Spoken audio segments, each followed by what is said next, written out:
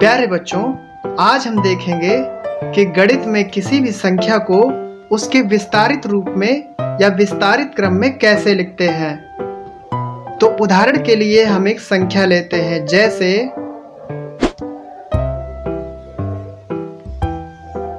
23। तो 23 को इसके विस्तारित क्रम में लिखने के लिए हम सबसे पहले इस 2 को लिखेंगे 2, और फिर हमें ये देखना है कि इस 2 के आगे कुल कितनी संख्याएं हैं। यहाँ 2 के आगे कुल केवल एक संख्या है, 1, और वो है 3।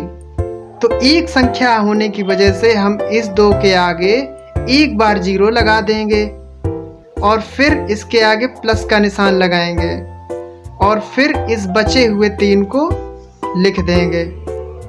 ठीक है। इसी प्रकार से हम एक अगला उदाहरण देखते हैं।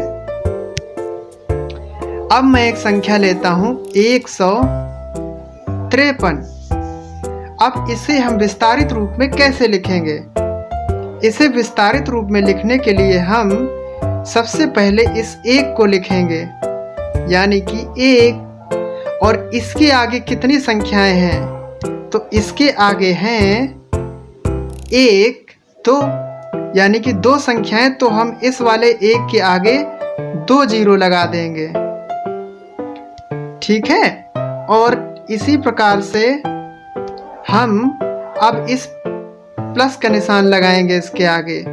और अब 1 की तो बारी हो गई, इसलिए अब हम इस 5 को यहाँ पर लिखेंगे, यानी कि 5। ठीक है।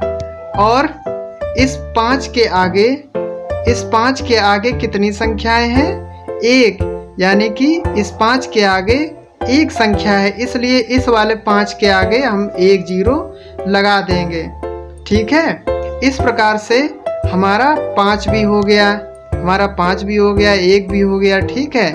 1 ये हो गया, 5 ये हो गया। ठीक है।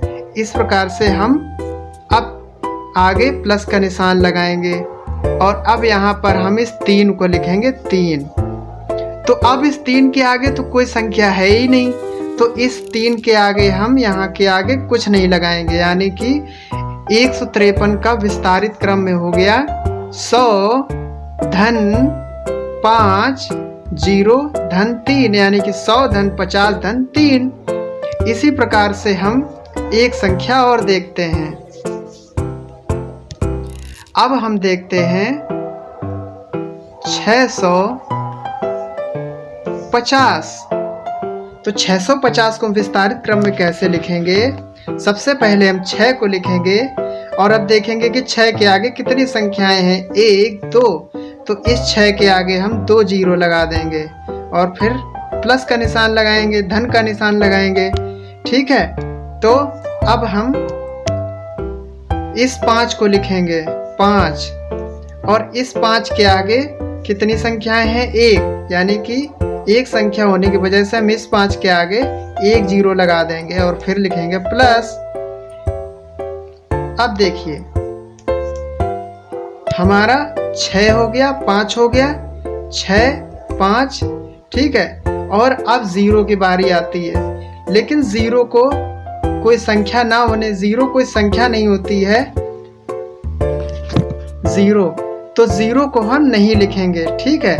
लास्ट में या कहीं भी 0 होता है तो उसका हम विस्तारित क्रम नहीं लिखते हैं उसको, तो इसलिए हम यहाँ से इसको छोड़ देंगे, यानी कि इसका विस्तारित क्रम हो जाएगा 600 प्लस 50, इसका विस्तारित क्रम हो जाएगा।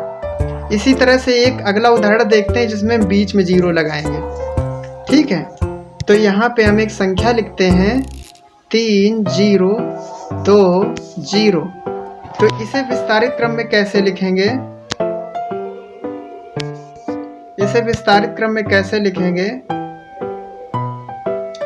3 0 0 प्लस, अब इस 0 को नहीं लिखेंगे यहाँ पे, क्योंकि अगर हम लिखेंगे तो उसका कोई मतलब नहीं है, इसीलिए अब इसको लिखेंगे 2 को 2। अब क्योंकि इस 2 के आगे कोई संख्या ही नहीं है तो यहाँ पे हम कुछ नहीं लगाएंगे। तो इस प्रकार से इसका स्थानीय मान हो गया 300 प्लस 2। एक उदाहरण और देखते हैं। अब की बार हम एक संख्या लेते हैं जो कि है हमारी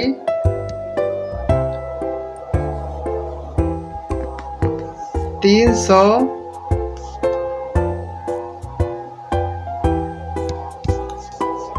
हम एक संख्या लेते हैं जो कि हमारी है 3020। तो इसका स्थानीय मान कैसे निकालेंगे? सबसे पहले 3 को लिखेंगे। सबसे पहले हम 3 को लिखेंगे, इसके आगे 3 संख्याएं हैं 1 2 3, तो 3 जीरो लगा दीजिए। फिर प्लस, फिर इस जीरो को नहीं लिखेंगे, छोड़ देंगे, इसको लिखेंगे 2।